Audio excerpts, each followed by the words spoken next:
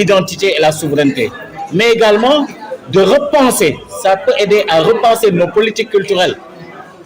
On ne le dira jamais assez, la culture est la base de tout développement. Senghor le disait, nous le disons également, parce que c'est elle qui renferme les contenus, les valeurs qui font de nous des personnalités, l'homo sénégalais 6 de demain.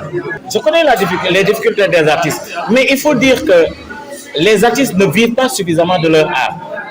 N'empêche que des mécanismes et des dispositifs ont été mis en place depuis, vous vous souvenez, la fameuse loi de 2008, du 25 janvier 2008, portant droit d'auteur et droit voisin. On parlait avant de droit d'auteur avec le BSDA. Maintenant, on parle de droit voisin.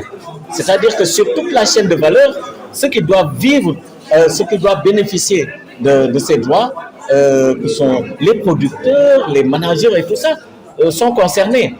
En particulier, la copie privée. C'est-à-dire tous les supports par lesquels passe le son, comment on dit, l'écrit, l'image et tout ça. Et donc, ce décret a été signé par le président de la République, fort heureusement. Maintenant, il reste à négocier avec la douane qui contrôle ces produits-là, ces supports. Ça, c'est un travail que la SODAV doit faire. Et au passage, un décret de dévolution a transféré à la SODAV en 2016, donc 8 ans après, vaut mieux tard que jamais, tout ce qui était dévolu au BSDA, en actif comme en passif.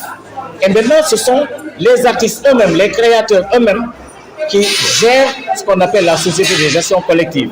Ça, c'est des avancées. L'autre avancée, pas des moindres, c'est en 2021, le vote de la loi, dite loi sur le droit d'auteur, loi portant statut de l'artiste et des professionnels de la culture, où l'État affirme clairement qu'il reconnaît l'artiste comme un travailleur comme les autres avec des droits et des devoirs. Et d'autre part, il définit ce qu'est l'artiste dans toutes ses variantes, mais également comment organiser le travail d'artiste, comment rémunérer l'artiste.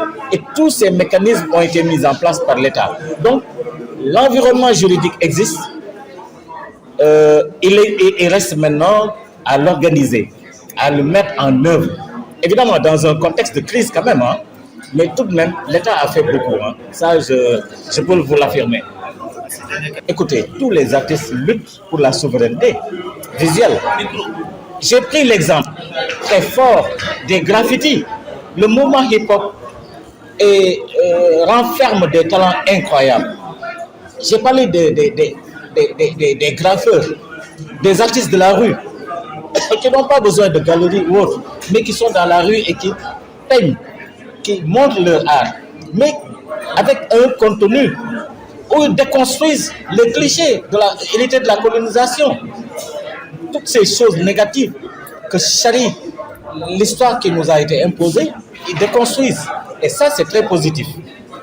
Également, tous ceux qui, dans le cadre du graphisme, essaient de montrer des aspects extrêmement positifs qui accompagnent nos événementiels, qui accompagnent nos actions publicitaires, etc., ils sont à féliciter. Vous voyez tous ceux qui sont dans le motion design, tous ceux qui sont dans le graphisme, etc., ils sont à féliciter. Donc, dans l'infographie. Et aussi, qui utilisent tous les supports imaginables. La seule chose qu'il faut déplorer, c'est qu'on n'a pas encore un marché de l'art. On a un marché occasionnel d'art chaque fois qu'il y a biennale. Mais la directrice, elle est là, la directrice de la galerie, elle a du gros travail. Parce qu'elle peut organiser, en rapport avec la directrice de la biennale, un marché de l'art, à la fois physique et virtuel. Parce que les réseaux sociaux aussi, le numérique, peuvent nous servir de support extrêmement rapide et pertinent et profond. Merci beaucoup. Vous rappelez le nom? Souleymane Ngom. Votre fonction? Je suis conseiller culturel et je suis consultant actuellement. D'accord, merci.